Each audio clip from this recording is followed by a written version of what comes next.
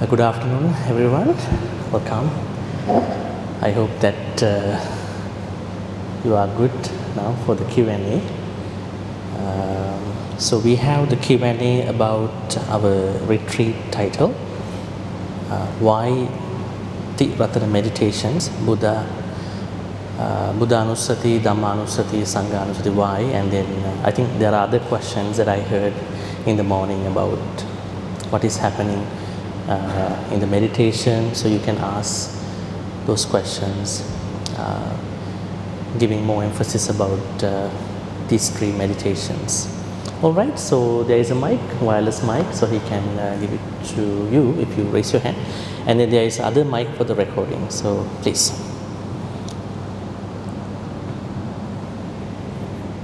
And this will be the last Q&A, the Q&A type, so please. Perhaps this gentleman can start with your question. Yes, he had a question in the morning. Yeah, both one. Take this one too. Okay. I'm Brother Lee. So this morning while sitting meditations, yes, I'm practicing the Anapanasati that observe the breathing, yeah, and then my mind is calm at the stage. Then suddenly I noticed that there is a story inside my mind, keep on running. But I say that now I'm sitting meditation, why the story keep on observing like that, then will be the quality of sitting may not coming to the calm stage. So is it the way that I can, then is it the way is correct way that ask them stop and come back? Is it the way? Thank you. All right, so the question is about why still my inner chatter going on. We have two speakers. One is our physical mouth, the other one is our inner chatter. We don't talk, but it works. So I think what may have happened to you is that you may have not done enough of the meditation in the long term. That is one thing. Perhaps this is happening. So if you keep meditating, it might go away. So inner chatter is that strong. So sometimes we don't talk, but it talks. It tells you the stories. Yes. Yeah. Let it happen. So as you progress, it will be discontinued at a certain point. Because breath meditation has certain levels. Now we are talking breath meditation, not the Ti-Ratana meditation. We started with breath meditation. In breath meditation, there are some stages. Let me show you. In the first stage, okay, so you start by watching the breaths, different breaths for 3 moments, arising, staying, and going away. And then what is happening is that you will see wrong indications. Wrong indications. What is this? Now, if you luckily manage to pass this moment, inner chatter problem, then you will mostly land on this level, wrong indication. At this point, people might see certain things. They might see floating, they might see rocks, they might see colors. What else? Huh? Lights, yeah, color lights, yeah, lights. And then, what else? That means you haven't achieved that stage. Maybe, stone. I remember in one retreat, somebody said he saw a very big black rock, and the others were very confused. Why did not we see that black rock? So, yeah. So these are kind of flashbacks because these are happening because you haven't concentrated your mind for some time. So when you do it all of a sudden, these indications will happen, but never focus on them. Continue your breathing meditation.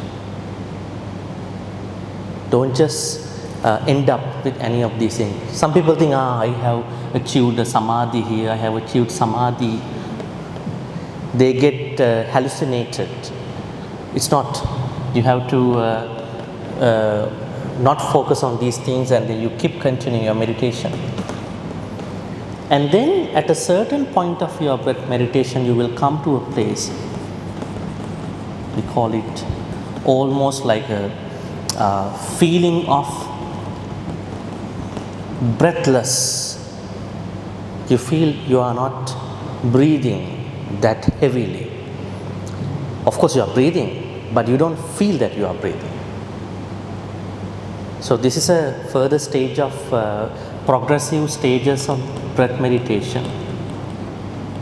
Stages of breath meditation.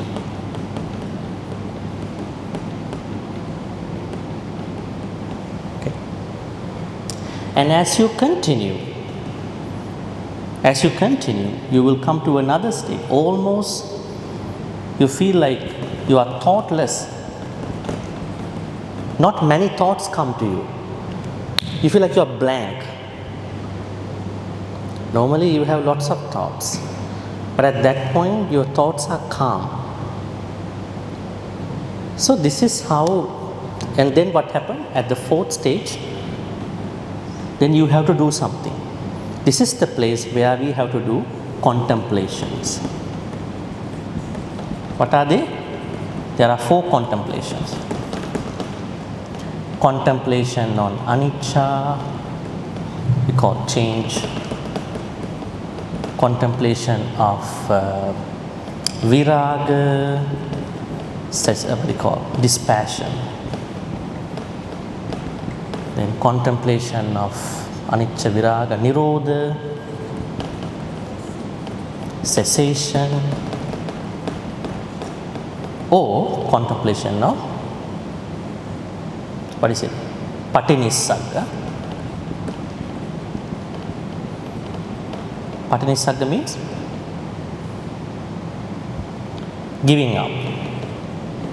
giving up thoughts of living. So that means when your breath meditation has gone through these stages, if you think you have come down to this level, you feel like you are almost thoughtless, immediately you are going to contemplate on one of these subjects to fulfill the enlightenment. This is what we understand from Anapanasati Sutta and many suttas. Now your question is, you perhaps somewhere here, but the inner chatter is giving a hard time. Of course this is very commonplace, so just keep continuing, so you will get used to it and you will overcome the inner chatter. It's not a very strange thing that happened to you, it's happening to everybody, more or less. Pass the mic and yes. Here, there's one.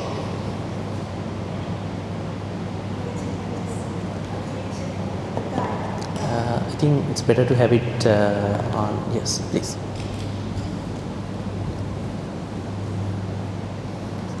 Hold on to this. Yeah. Sorry, Bhante. Actually, it's continuation from there about dukkha and anatta as well. Where is it? Is it Dukkha? Dukkha and anatta, non-self. Yeah. It is taken from a different approach. 3 characteristics, but normally at this point what we understand is anicca, viraga, nirodha, patinissagga. Actually dukkha, anatta, they are implied. They are implied within the viraga, nirodha, patinissagga. Now dukkha means what we call dissatisfaction. Anatta means you feel that there is no such person as I, me, myself. So when you come down to nirodha means cease. Everything is emptiness. So that's a higher stage of anatta. Okay. So at what point do we switch to Buddhanusati? This is not Buddhanusati. This is the response to him. He asked a question about breath meditation. So that's why I said, because we started today with breath meditation, not necessarily just to spice up the meditation, but now we don't need to. And then he got a problem. So I answered this way. This is not regarding the Buddha. Buddha Anusati, you don't need any of this. Just go to the Buddha Anusati. It's pretty easy, pretty quick, very easy. Oh, because Bhante taught us about doing Anapanasati and then Buddhanusati, right? Yeah, as a starter today, but now we don't have to. Because some people have some problems when it comes to concentration, but it's not for everybody. Normally we do like that, but it is not that advisable as a strict approach. You can go directly to Buddha Anusati. Yeah. Otherwise you have to do 2 meditations. So I just did it because it's good to do a breath meditation, that's why. Otherwise it's not necessary.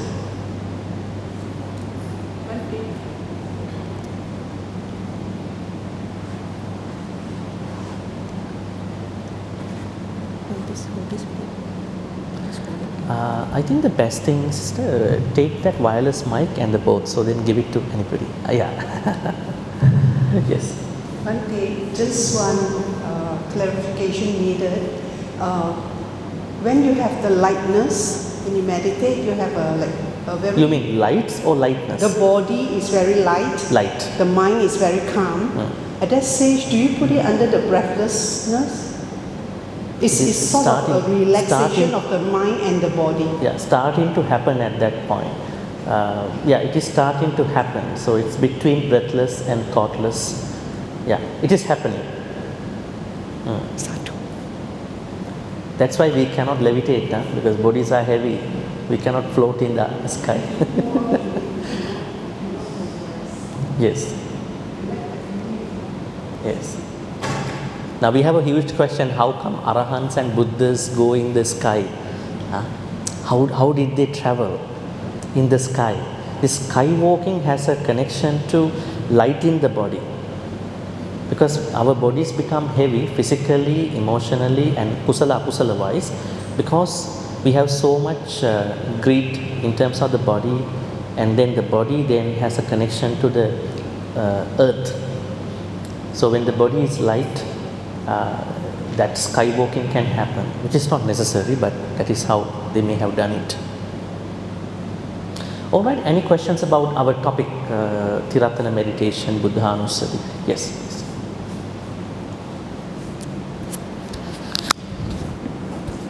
Afternoon, Bhante. Yeah, it's regarding about today. You started with scanning the body before meditation. Can you explain more about your scanning? Because I didn't hear properly. Thank you. Okay. So that is also a part of breath meditation. Now, what is the scanning? Now, when we want to do the breath meditation, we need to appreciate our body. We cannot depreciate the body, because we know we can breathe well, breathe in, breathe. How many people cannot breathe well? They are having issues, wheeze, bronchitis and all these problems with regard to the breathing. So, we are very blessed to have this breathing. First, we have to appreciate us. I am taking care of myself, I have a lot of self-care. So then, through that appreciation, gratitude, we are going to appreciate this body, but not become greedy about the body. I am better than other people. I maintain my body better than other people. No comparison. So scanning means you are going to look at this body with an appreciation in terms of certain manifestations. Right? The size, the outlook, the weight, without creating greed. Normally when we look at our appearance, we feel very, we feel kind of becoming addicted to beautifying ourselves, right? At that point, we are looking at it in a way, yeah, I have this as a blessing in my past karma, maybe my good lifestyle. So, just understanding certain manifestations of my body. Because this body, which I have the breathing, has all these manifestations. So, you are going to look at manifestations to give you an idea that this is the body. This is that body that I am using for my breath meditation. Right? So that's why we say it is scanning. Scanning means you are looking at your body. It's like you are going to see you from a mirror.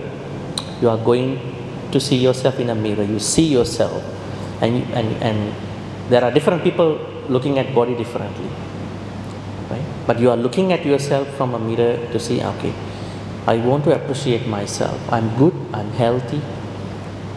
So because of this healthy body, I can do my breath meditation.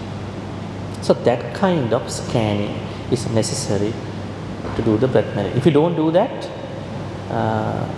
that's not going to work sometime, because you cannot continue. You have to appreciate us, admire us, right? Like some people, and they go shopping, they don't buy anything. Say, what are you doing? I just admire my eyes. If you don't buy, while you admire your eyes, they just want to admire their eyes, but not become greedy about the eyes. Make sense? So that is necessary to go to the relaxation part. First, sitting comfortably, then body posture, keeping your back straight, and then scanning the body, and then relaxation, and then go to the breath meditation.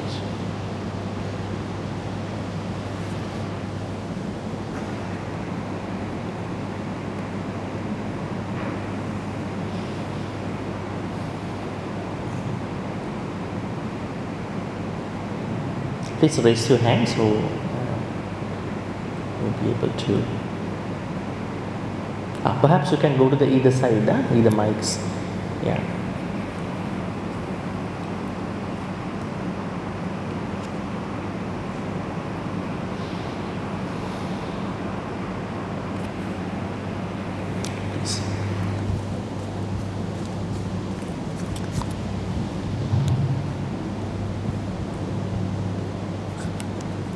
Bhante, how do you define thoughtlessness? Like some people say you go by a few cycles of breathing and there is no thought, and then some people define it differently.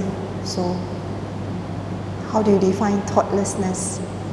Completely no thoughts for how long? No, we cannot live without thoughts. Thoughts are compulsive. But when you come to that stage, you will understand bothering thoughts are not coming that much at them. Disturbing, bothering thoughts are coming. If thoughts are not coming, we must have died. Right? We can't die.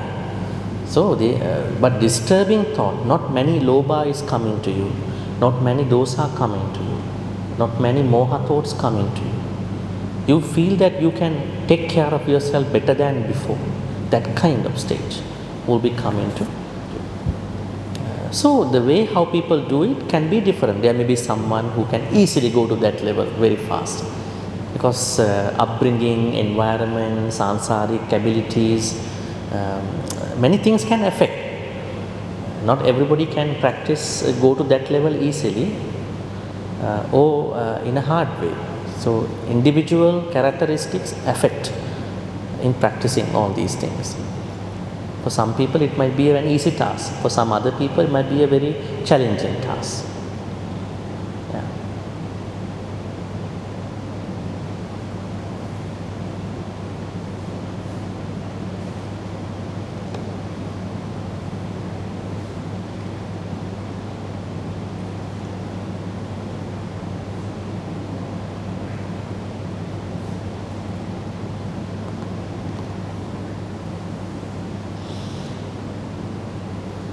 So make use of the time. If you have any, even any other Dhamma questions, also fine, about Buddhism or meditation, anything else.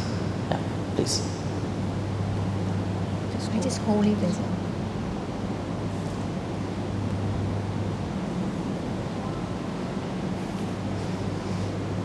Bhante, I would like to ask, one time during meditation, as time goes, I think around 20 minutes or so, I feel that I have this stillness. You know, the body is like a block, you don't feel anything. I'm actually quite new in meditation. I'm not sure what to do about it. And then I wake up. So I would like to ask, what actually I should do during that moment? Are you saying it happened to you while you were sleeping? No, during meditation, meditation. after Okay. around, Okay. 20 minutes or so. Yeah. So that is what we said. Wrong indications, floating is part of it. That means, okay, one thing is that these things will come to you, lights, you feel floating, you see different colors as a progression of your meditation. It's a good thing. But you don't focus on the floating, you don't focus on the colors. I'm not having light. I'm just like, I'm still, and then I'm not sure what to do. Yeah. And then What you I'll need to just do wake is up. just do the same thing what you've been carrying on. I think you did some meditation, right? Yeah, Just keep continuing. just continue. Just continue. Don't think about floating part. I'm not floating. I'm not sure what to do. So should I go to contemplate, something, or let the mind go into contemplation, or what do I do? Here is my recommendations. Now you do a meditation, right? Let's say Yes. breath meditation. So in breath meditation, you are supposed to do it in the way that we've been discussing today. Yeah. And we continue, then you may come to these wrong indications in the first place. Floating is one of them. Okay. So keep continuing your breath meditation. When you more progress in the meditation, then you will come to the breathless stage. You cannot cherry pick and go to the thoughtless or contemplation then. It has to happen naturally. Naturally. Yes. Okay. So if, say, that happened, I come to the contemplation, and then probably I go into anicca. So what do I do? Do I think of some story about anicca, or I know anicca, impermanent, but do I have something comes out that it is anicca and continue anicca, and then I continue meditate? Now take an example that really gave you the feeling of change, gave you the insight of change. Different people go through anicca differently in their life. So you know your own stories, your life examples. So take a harmless event. Sometimes when you go to think about anicca events, you will end up with some anger, right? Because they are changeable events, rejections, other things. So take a harmless anicca event that happened to you. Maybe something happened to somebody who is next to you. Maybe happened to you is better. Then contemplate on the changeability. Normally I explain anicca in two ways. One is we should understand things are changing all the time. Every phenomenon, all phenomena are changing all the time. And on the other hand, we can change events. Things are changing and things are changeable too. Lot of Buddhists don't follow that part. They say, oh, everything is changing, so then let the changes happen in our life. So if you look at one of the events that are part of these two aspects, select that one and focus on how it happened. And I have no particular greed about it, I have no particular anger about it. Bring upekka to that story, that particular event. So by this time you have to keep practicing breath meditation. On the side of the meditation, you are doing this. You cannot stop breath meditation and go to contemplations. While practicing breath meditation all along, you come to this level after thoughtless, and then come to this level. So I have to think of an event that connect to the related to the anicca. Yeah. Thank you, Bhante.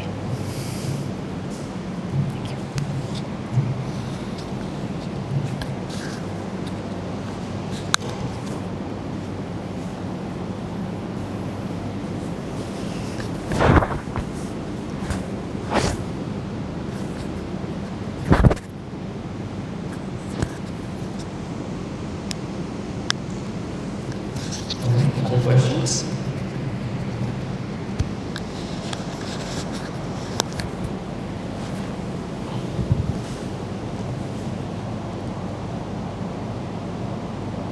Who is joining for a retreat for the first time today? first time retreatants? Oh, okay. Good. I hope you won't be disappointed when you check out. Right. Okay, other questions about?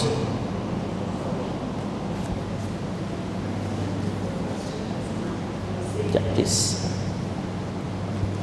Connected to the question the sister asked just now, you were saying that we need, she's saying that we need to have something to focus on when we talk about the anicca.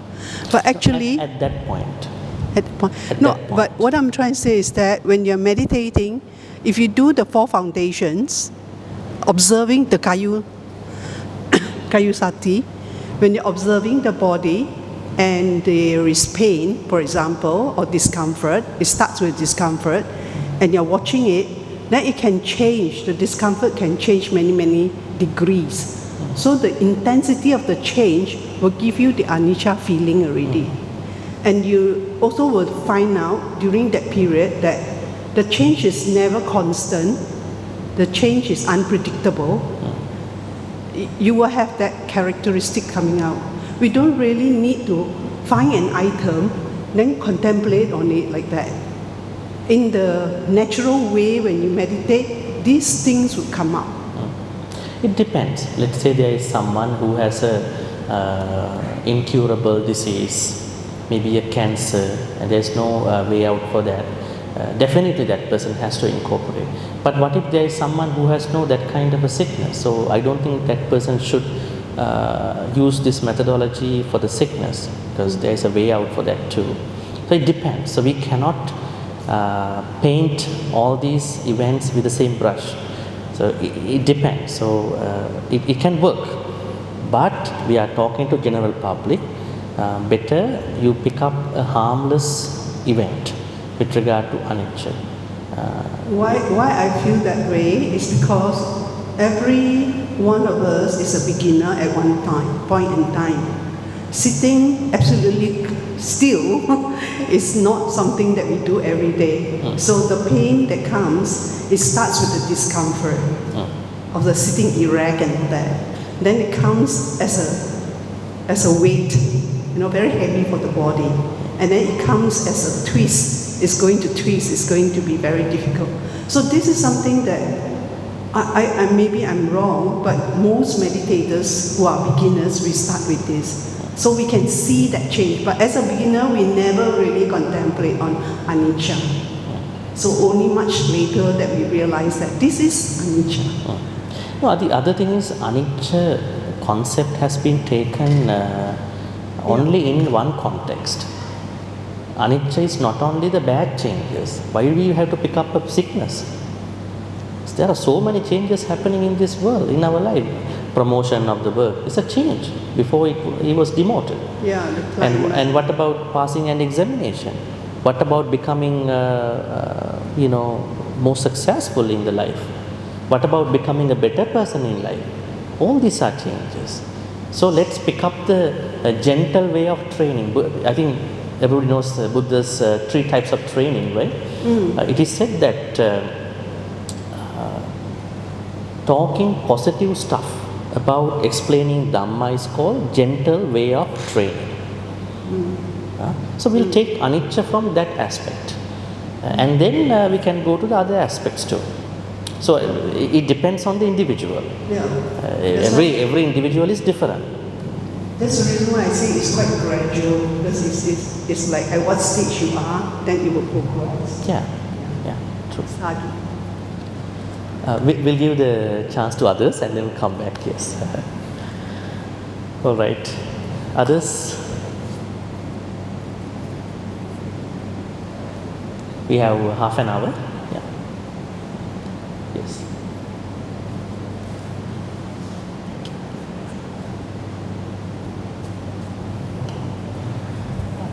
Bhante, this question is not non-related to meditation, but it's this phrase that I hear. It says, invoking the truth. Sometimes when we read sutta, there's this part that etena sacha vajena. It says invoking the truth. So what does this really mean? What is that? Satcha? Shah, okay. G.Chandima, Yeah, at the end. It's invoking the truth. Sometimes Yes. they integrate it. So, what is this actually, and when do we apply it? Is it by just saying that these are Buddha's words and one can make the aspiration, etc.? What is the deeper meaning? How do we really invoke the truth? Okay, interesting. This is about chanting. Are you making mistakes in chanting? If so, what are the mistakes you are making in the chanting? What do you think? Can we chant the way we want, even by maybe mispronouncing the Pali words, whatever? We can. Somebody might say, no, I have the good intention. But you should understand, all these non-human beings, they are very sensitive to the Pali chanting. Why? They have been listening to this chanting since the Buddha's time. They know how it was chanted, right? So we have to chant with the proper pronunciation, right? But the way how chanting is being done by different monks are different now. If you go to Thailand, they are chanting in a different way. If you go to Sri Lanka, they are chanting in their own way. If you go to Burma, they are chanting in other way. If you go to Canada, America, they are chanting in different. They cannot say even Buddha, they say Buddha. Who is Buddha? They might say, no, this is how we can pronounce this Pali word.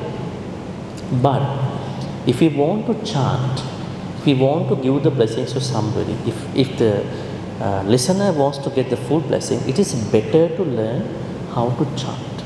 That's number one. And then it is also very important, if possible, to understand the meaning of the chanting, not just keep chanting. Right? Let's say you chant, as I said earlier, Metta Sutta. What is this about? Then you get more blessings. You are more blessed in your chanting activity. Then understand in the context of the chanting. Now we are coming to your question. At the end of the suttas, there is a certain asseveration. What do you call? Etena Satcha Vajjena Sottite Hotu Saptada. What does it mean? It is not the part of chanting. It is something the monks make in Pali. Etena Satcha Vajjena. Very interesting. Satcha Vajjena. What is that? Satcha Vajjena. Satcha Vajjena. Satcha means truthful. Vajjena, asseveration. Satcha Vajjena, sottite hotu sab. May you be well. By the power of this truthful asseveration, may you be well. May your sicknesses go away. May your fears go away. Now your question is, why do we do that? Okay, why do we do it? Because at the end of the chanting, we must have a purpose. We are chanting for a purpose sometimes, right? Let's say a monk is chanting in this hall as a regular practice, but the monk is invited for a house. In that house, he has to chant for a purpose. Maybe there are sick people. Maybe they need some more blessings. Remember the story, there's a story, one newly wedded couple who got a son. They wanted to see the hermit, Hindu hermit, on a hilly mountain. So they went to see him to get the blessings. On the way, they had to take some rest because they were going up. And then their son was bitten by a cobra. Now they have to still continue their journey to see the ascetic in the monastery. So they were a little bit now very shocked about what happened. No medication. So they rushed to see the ascetic up in the mountain. And they told the ascetic, we were going to see you, but our son was bitten by a cobra. So please bless him. It seems he's going to die. Then what he said, okay, I have been as an ascetic for 15 years and I have taken care of my vows in my ascetic life. So whatever the blessings I can do through that blessings. So by the power of my vows that I've been taking care for the last 15 years, may your son's poison, the snake poison, go away. Then the story says the poison from the head of the cobra, the poison that was circulating in the body in the son, that poison, the range from head went down to the chest area. So this area is poison free now. Then the ascetic can read the minds of others. He had telepathy. He said, now this is what I can do. You both also should do the Satya Vajjena, assertion of the truth. So then he told both husband and wife. Then what the wife said was, since our marriage, I stopped loving my husband. For whatever the reason. That is the truth. By the power of that truth, may our son go back to normal. Then it is said the poison from chest went down to the thighs of the son. Then his chants. What he said, by the power of the truth that I don't hate the cobra who attacked, who stung our son, may our son get back to normal. And it is said the poison went out of the body of the son. So this story is a clear indication that everybody can do the Satya Kriya, assertion. Sometimes you don't have to do the good thing also. Let's say you did a bad thing also, it's true. You have to accept that. It's the truth. But we are cherry picking the good stuff. So that's why at the end of the chanting, we have to particularly highlight about Satya Kriya. We have to think, I have been honestly doing this by the power of that honest assertion. My practice may things go back to normal or something like that. That's why we do that. Satya Kriya.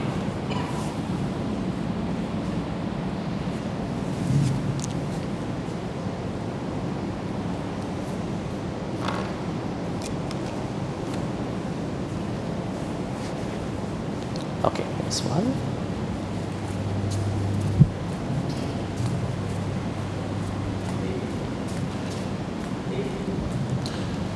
Yes. Bhante, may I ask a beginner question? So normally in our daily life, everything that you do, there's a purpose to it. But in meditation, if I'm not mistaken, we are advised to not to have a purpose or don't expect anything. So it's something that a new dimension for me.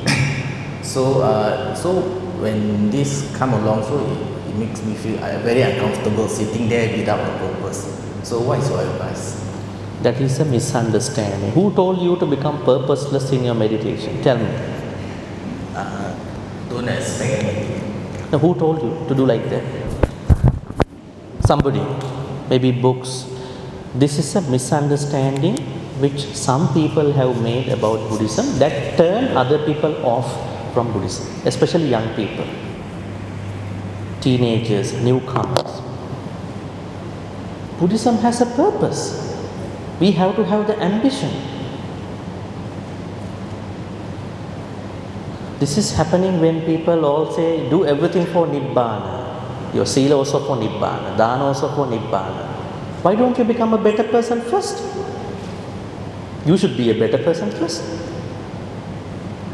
Kindness, compassion, appreciating other people.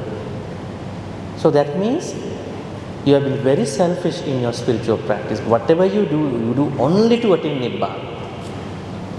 What a selfish person are you? So, we have to become purposeful. We must have an ambition. But that ambition must be done in a way by balancing your life and other people's life.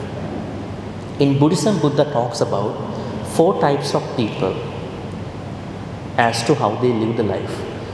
First category is extremely selfish people. Very, very selfish people. It's pretty bad. We understand when you become too selfish, you don't care about anybody else, it's going to be a problem. Even in relationship, family, everywhere, even a temple, right? Number 2 is there are people who are overly altruistic. They don't take a shower, they don't eat properly, they are always wondering how to give food to other people, how to take care of other people. He or she has become a people pleaser. So all the other people are taking advantage of that person, which is not a good lifestyle, according to them. And there are some others who are balancing out, taking care of self-care and other care. That is the ideal state. So in order to take care of you, in order to take care of others in the proper way, you must have an ambition. You must have a purpose. But don't get confused with certain monastic higher teachings. This is the other problem. Because when you listen to a lot of suttas that were given to the monks only, you think you also need to do the same thing. You are lay people. You should practice what the Buddha said to you about lay people. Sigalovada Sutta, Pattakamma Sutta, and all these teachings. First study about those lay people suttas, not the monk suttas. What if someone saying, remember that story, Dhammapada story, I think I shared in one of my classes recently. There was a rich man, banker. He got in touch with the monk. And then he was asking what to do now. He said, okay, you should start with dana. So he started giving dana now. And then he asked, Bhante, now I am giving dana, I want to intensify my practice. Okay, now you are giving dana once a month. Maybe you give dana 4 times a month. Then again he asked what to do, how to intensify. I want to become better. Then the monk said, okay, then you give dana every 3 days. Then finally it came down to every day. Then he asked from the monk, then what to do? Okay, what about precepts? Then you take some precepts. Then after some time, he again asked, now what to do? Then monk said, okay, then you become a monk. There is nothing to do. Then, but this teacher, this monk, is a Vinaya teacher, very strict about Vinaya. But not an Arahanta. Arahants are not that strict. They balance out energy. But when the unenlightened monks become very expert in some subject, this can happen. So then, he is a Vinaya teacher. Then in order to become a monk or nun, you should have a upajjhaya, mentor, teacher and mentor. Mentor is a Abhidhamma teacher. So after he became a monk, so he has to take advices from the teacher. So teacher is giving lots of Vinaya things. You can't do this, do's and don'ts. And then when he goes to mentor, he is talking very hardcore Abhidhamma. Then he understood, now I can't even stretch my hand. Earlier in my lay life, I was free. I could do something in my house and then go to the temple and do something, go back home. But now I feel I am very enshackled by these teachings. I better become a lay person and have my freedom. And then he started run away from the temple. He came with happiness to the temple. He's going to run away from the temple. And other monks stopped him. Where are you going? No, I can't do this. It's too strict for me, too much for me. And then Buddha overheard this, asked him to come. And he said, why are you leaving? He said, these 2 teachers are giving me a lot of advices I cannot do, and I feel I am so disturbed in my peace. I didn't expect this kind of strict life. Okay, forget about Vinaya, forget about Abhidhamma. Can you do one thing? Just one thing. Yeah, one thing is good for me. Just take care of your thoughts. Yeah, I can do that. You don't go approach these two teachers again. He became an arahant. Interesting, huh? Now, this does not underscore about Vinaya or Abhidhamma. Yes, subjects, but you don't have to worry about these things. You know? So, in the same way, when people don't understand the smooth flow of the practice, they are superimposing these ideas. We should have no purpose. Even we don't exist. That's the craziest statement. If you don't exist, why you then practice Dhamma? We are anatta, we don't exist. We exist. If we don't exist, who is going through the pain in the leg? Tell me, who is having the back pain problem? Who is going to the physiotherapist? These are really insulting statements to Buddhism. We exist. But Buddha said two things. Buddha said two things about us. Self exists. But at a certain point of this self, we have to take it as not self, but not no self. This is the wrong translation by many Westerners have done it. They say anatta means no self or non-self. No, self exists, but don't take it as self at a certain point. So the proper translation, not self, don't take it as self, but self exists. Now in my example, the Buddha said, overly selfish person, overly altruistic person, someone who is balancing out oneself and other people. There's another person who is not selfish, no altruistic. There are some people like that, no purpose in the life. So don't become that person, that last person. So in Buddhism, we have a purpose. Our purpose is to become a better person. This journey is not an overnight journey. Every day we have to do small good activities. So we have a purpose. But whatever the stuff that you brought up was, don't try to always engage in good activities for getting something in the next life. That is a problem. That thing we have to highlight. But we have an ambition, we have a purpose. So there are how many people? When they do dana, they are expecting all the good things for the next life. May I become a very big deva in the next life, you know. The moment they thought about like that, their dana will become undervalued. Why? You don't have to think like that. Just give the dana enough. You know what will happen to you if you have that kind of expectations for dana and those things? I think expectation and ambition are two things. Purpose, ambition, expectation. They are different angles. So Buddha says, if you are trying to create a lot of expectations by doing good things, you will get those good things, but you will lose the desire to enjoy them. There's a Pali Sutta for that. Have you seen people who have lots of food in their fridge, but they don't want to eat them before they expire? There are lots of food. But when they think they want to eat, food is expired already. The problem is, if you create expectations, you will get them because you gave them, but you will not have the sound mind to enjoy those things. You have a couple of houses, but you always would like to stay in the dilapidated house.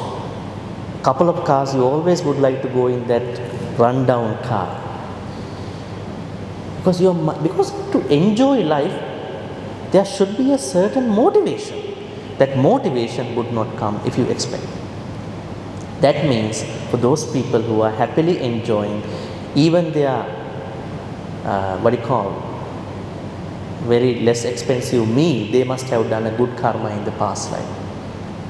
Right? Good karma means you done it, but maybe they haven't done it in that big way, but they have done it with they can enjoy. So in Buddhism, Buddha says, in order to enjoy what you have is also a good karma you done in a past life. You may get the things. There are people who don't get. There are people who get, but they cannot enjoy. Sutta is Patta Kamma Sutta. Buddha talks about it. So we have an ambition. We are purposeful beings, but we are not expecting cheap stuff in the next life. Because we understand dana is not that kind of a cheap thing. If we make it cheap, then we demean our dana. We demean our bhavana, meditation, seal. So we have a purpose.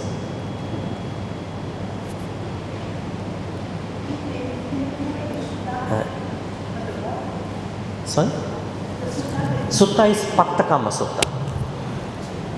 Patta Kamma Sutta, Anguttara Nikaya. You can search it. Buddha talks about two Pali words. One is Sukheti, other one is Pineti. Buddha says that there are four wishes that every layperson must have. Number one is, may money come to me, wealth come to me righteously. Does money come to us always righteously? Or do we have to work with the bad guys? Do we have to touch the black money? Do we have to commission people badly, market badly? Normally, it's difficult, challenging to get good money, righteous good money. So, Buddha said the first wish that everybody, lay people have, may wealth come to me righteously, ethically. If you can make it such a blessing. When the wealth is coming to you righteously, not even money, maybe real estate, everything, then the second thing is, may good reputation come to me and to my beloved ones. It's not bad. We all need that good reputation. Not that we get it by paying money to other people on social media. People do that. You paying to get the social media reputation. It comes naturally to you. Only when you are good. So when you are having wealth righteously, when the reputation coming to you, then you are motivated, encouraged more and more to do more Dhamma work. Then what happens? Now what do you need now? Then may I live long. Because without living long, you can't do anything. The last thing is, when all these three things happen, may I be reborn in a better life. In order to achieve these four, Buddha said you have to manage your finances. He said we need to manage our finances in four ways. There are beloved ones, there are allocations for the emergencies, there are allocations for the government and other things, there are allocations for the religious donations. So four areas. When you allocate wealth and money to these four channels, you have to understand you are doing two things. Let's say you take care of your family, your mother, father, your household, making them happy, making them feel happy. Sometimes you are doing a lot of things, but they are not happy. Right? Right? There are occasions like that. Sometimes there are people who I meet say, I'm doing everything for my family, but they don't appreciate me. Then I get to talk to them. Say, yeah, he's taking us to very expensive dining, those places. But he's talking too much about it. So we don't like to appreciate him. Interesting, huh? That means when you do something good, you have to do it in a careful manner. How to do it without making other people embarrassed. So then he is not doing the pineti part, making them happy from outside, but they are not happy. Of course, nobody is happy 100%, but at least, at the very least. So this is what the Buddha said. So we need to understand these parts. So that means life has a purpose. As a lay person, Definitely. All right, so we have another 10 minutes. Yes, please. Okay, I would like to ask two questions. One is that how do we cleanse our bad karma? How to Cleanse cleanse our bad karma? And then secondly is that if we really want to go toward the path of the Satapana, to reach Satapana, hopefully in this life, I mean, how I mean, like maybe you can let us know like maybe the criteria or the summary of how to It seems to me you might be somebody who is not participating in my weekend retreat at Buddhist Vihara. So far. It's about that topic, so I will keep the information for that retreat. It's a big retreat. I will give you a short answer for that, not just to disappoint you. Do more good karma. That will take away all these issues. Second, in order to become a Sotapanna, Buddha talks about 4 things. Would you mind erasing this part? Yeah. Yeah.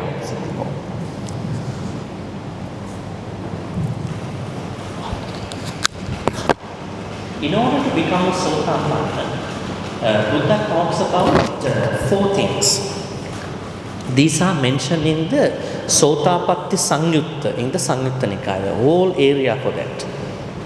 I think that's enough. Yeah, should be okay. 4 things. 4 requisites. 4 requisites. Sorry, prerequisites. 4 prerequisites to become a Sotapanna.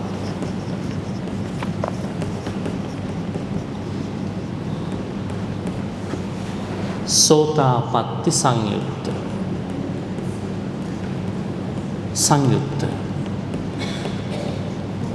Sangyutta Nikaya, SN. Number 1. Number 2. Number 3. Number 1 is Saddhamma Savali. That means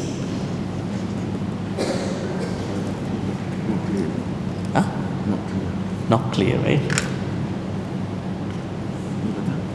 Maybe this one better. Yeah. Yes. Listening to Dhamma.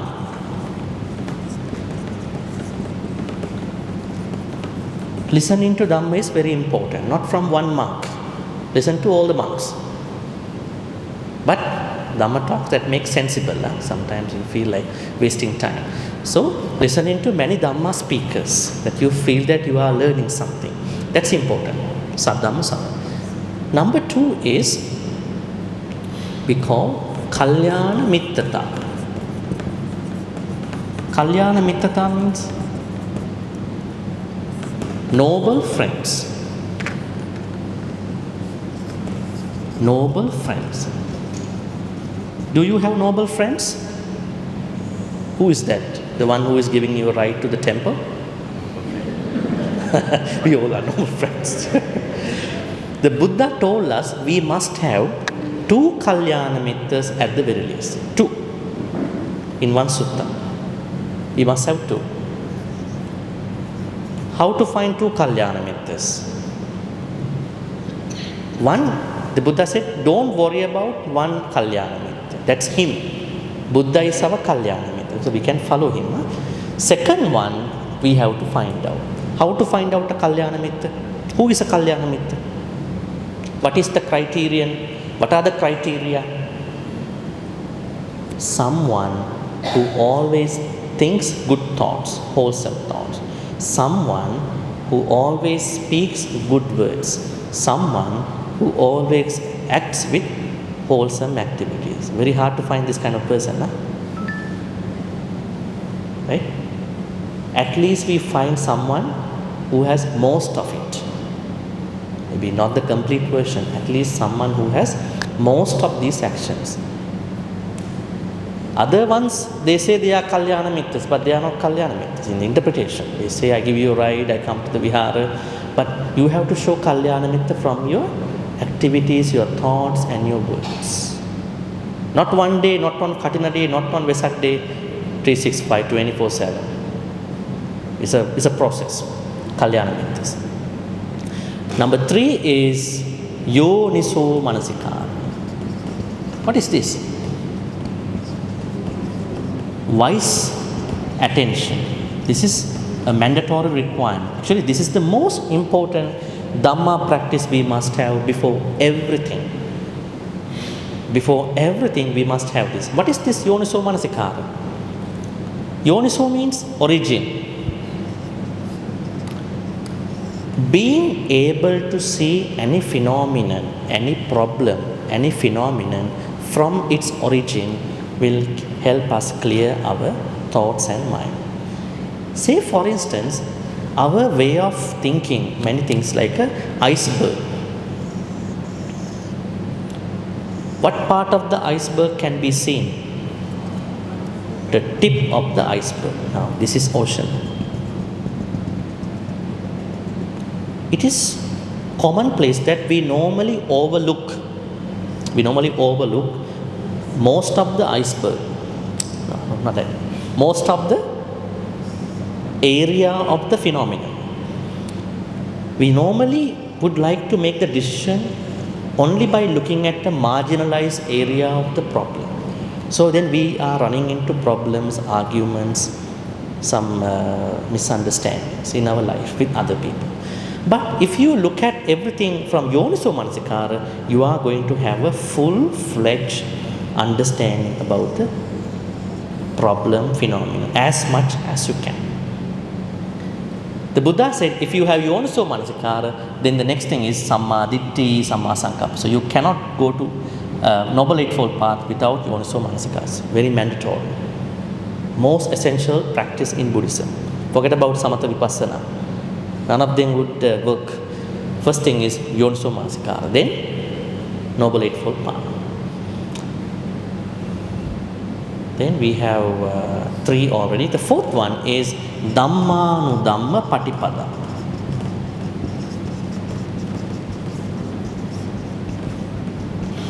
What is this? Practicing the Dhamma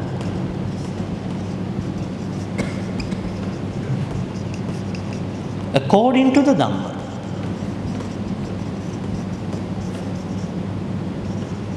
What does it mean? That means a lot of people want to customize their Dhamma practice. They want to customize their Dhamma practice.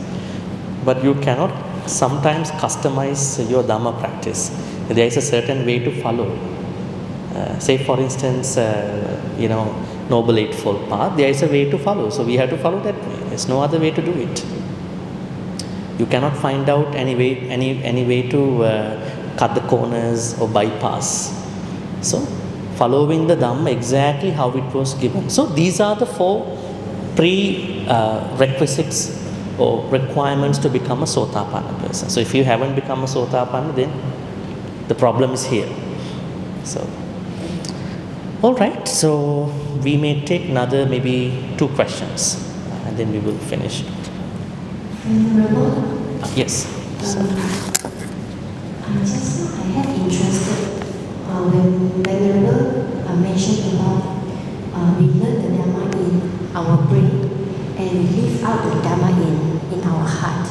And my question is, how do we actually know that we learning Dhamma is just in the brain level?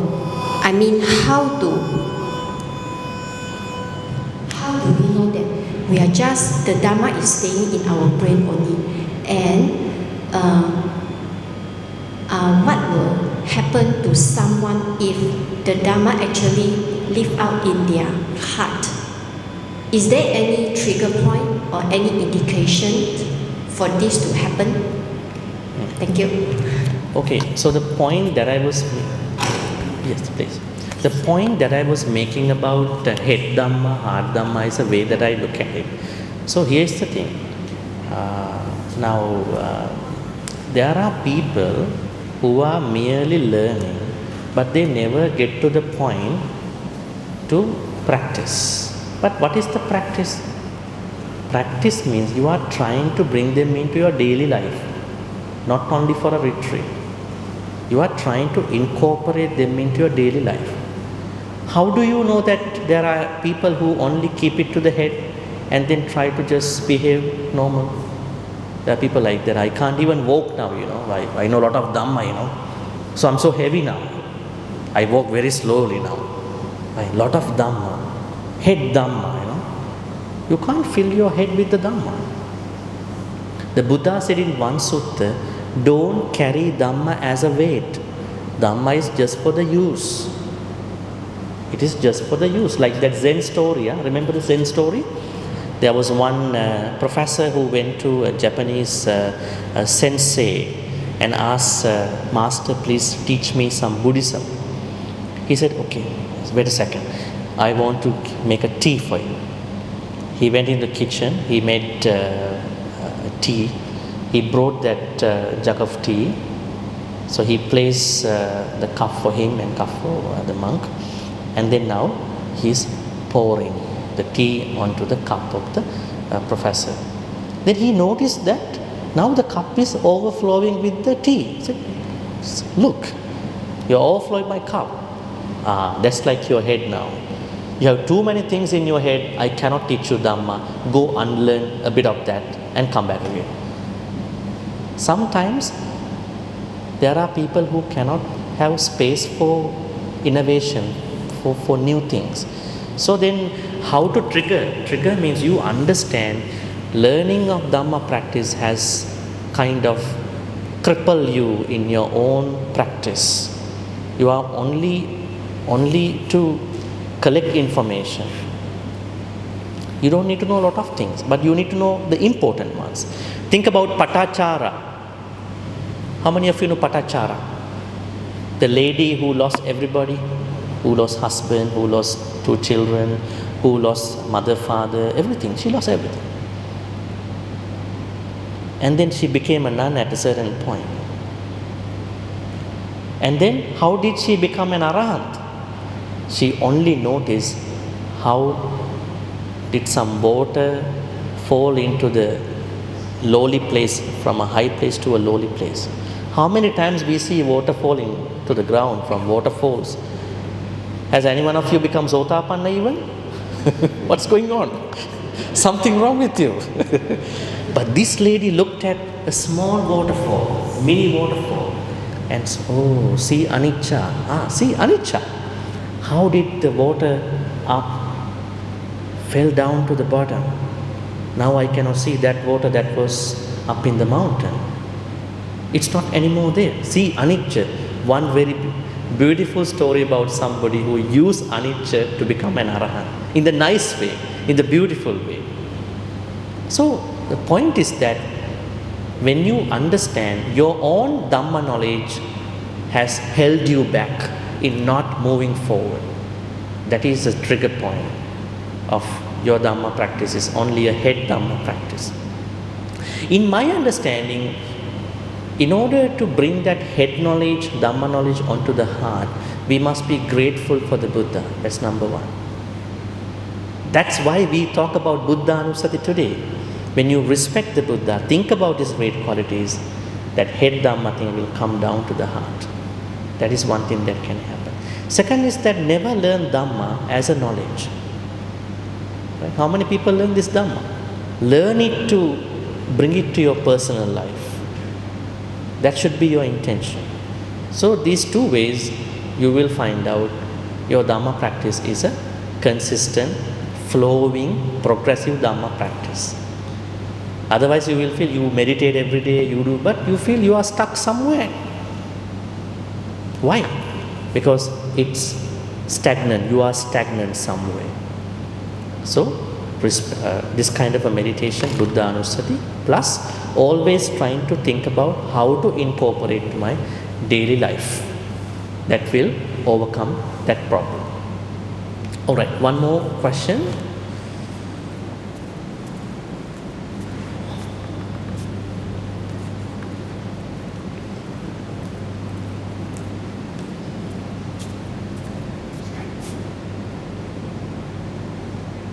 Okay, if there are no more questions, we will ask Sister Gun to ask your question. Yes.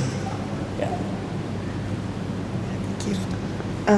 Just now, actually, I was trying to respond to the sister, like when the progress of meditation, we started with the wrong indication and then breathless, thoughtless, and then anicca. And sister was saying that it is very hardly that we reach that anicca stage. So actually I wanted to say that like for me, because we have to meditate, for me I have to at least need 1 hour of sitting to get to the stage of getting rid of so many thoughts. So I never reach, hardly reach that anicca stage, unless, because sometimes we give up sitting after 20 minutes, 10 minutes, so we never get to that stage. So for me, if I were to meditate longer than 1 hour, then there is a possibility of reaching that stage. So it actually differs from person. Yeah, it depends from one person to another person. Someone like Patachara, I think in an instant moment, she even hit the arahanthood. So it depends. It depends. Some people need that long time. Actually, hitting that level, contemplation level, is not mandatory for a beginner. It takes time, so you don't have to worry about it. If you are concentrating yourself, then you can go to the Buddha Anusati meditation. Yeah.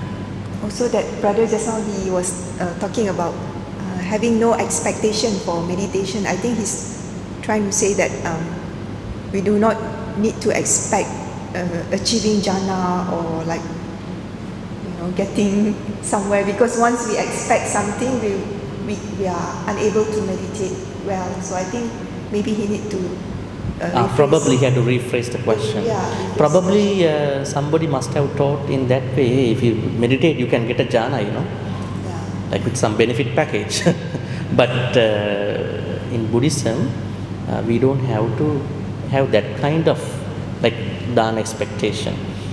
But being purposeful to become a better person with the meditation is necessary. That is necessary. Let's say I meditate because I want to overcome my akusala thoughts. It's a good thing. Because if you teach meditation to other people, why do I meditate? What is the answer for that? Why do I have to meditate? Then we have to tell them, you need to become a better person. Nibbana is that higher level, but initially you want to become a better person. Be a good student, be a good husband, be a good wife, be a good devotee, be a good friend. You have to follow that area. So, we need that level. But say for instance, if you are meditating properly, you will come to a certain point that there is no meditator anymore. But the meditation exists. There is no observing person anymore, and observation going on. You have stripped out the doer part. It can happen. But there should be a certain ambition that is necessary. But don't just follow this, things, petty-minded, trashy stuff to meditate, because that otherwise we demean that. All right, I think we have to wrap this up because of the timing. Kind of behind the timing now. So these questions, they were mostly revolving around about meditation, and then in particular our meditation about Ti-Ratana meditation, Buddha Anusati part. We did not get time to learn about Dhamma part, Sangha part, because it's too much for one day retreat. So just it's nice enough for the Buddha Anusati part. So practice Buddha Anusati. That can help you creating lots of gratitude for the Dhamma and then the Buddha. That can help you flow your head knowledge to the heart level of Dhamma knowledge, heart level of practice actually. So it's really helpful, and at the same time, it is not that kind of very complicated meditation, because every day you chant Itipiso Bhagava Arahant, right? You know what is to be done. It's just only by learning what is Arahant, what is Samma, Sambuddha, what is Vijja. All these 9. If you can remember these 9, that itself become a meditation. Long-lasting meditation. Other meditations you can do whenever you have time, if you know what is the good meditation, but this is such a very workable, very beneficial meditation. Sometimes, now you said, I've been practicing breath for 1 hour, maybe perhaps 1 hour, you have to get a little bit of happiness of that meditation. But Buddhanusati, you will be happy in 1 second. Why? You are thinking about the Buddha, not about your level of meditation. That's the difference. When you practice breath meditation, you have to go with your own level. It takes time, sometime. Not the normal breath meditation, but that, those levels. But Buddhanusati, you immediately, instantly happy. In one of my retreats lately, someone told me in the morning she felt very drowsy. She's not used to.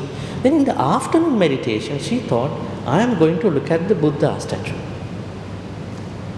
Then she did not feel sleepy. She did not doze off.